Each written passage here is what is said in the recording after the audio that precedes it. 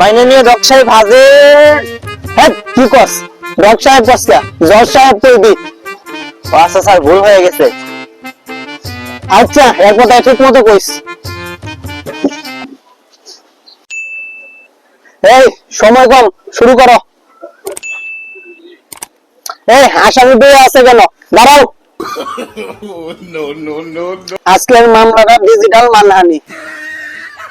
মাননীয় জজ সাহেব, আমি 3 ঘন্টা ধরে একটা ছবি এডিট করে ফেসবুকে আপলোড দেই। সেই ছবি ভিতরে আমার বন্ধু রিয়েক্ট দেয়।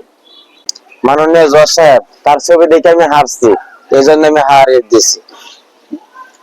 আপনার রিয়েটের মর্ম বোঝা উচিত ছিল।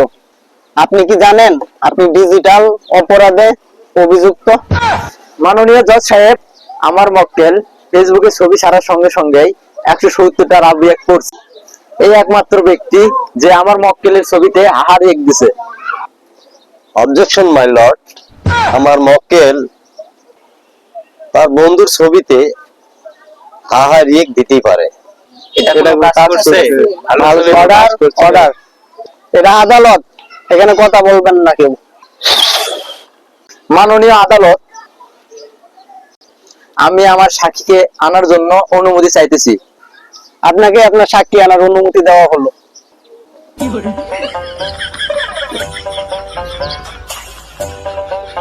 আপনি কি দেখছেন না যে আপনার সাথে আমার মক্কেলের ছবিতে রিয়েক্ট দিছে? হ্যাঁ, আমি দেখছি, সে আমার সামনে রিয়েক্ট দিছে। সমস্ত সাক্ষ্য প্রমাণের ভিত্তিতে আদালত এই সিদ্ধান্তে উপনীত হইল যে আসামিকে তার বন্ধু আগামী 15 দিন যা যা ফেসবুকে পোস্ট করবে তাতে লাভ লিয়ার দিতে হবে। ইওর অনার, সামান্য একটু ভুলের কারণে তাকে এরকম ভাবে শাস্তি দেওয়া উচিত হলো না। জোর মিয়া, আমার চেয়ে কি বেশি বুঝেন? আপনি কি আদালতকে কি অমান্য করতে চান? আমি যা রায় দিয়েছি তাই হবে।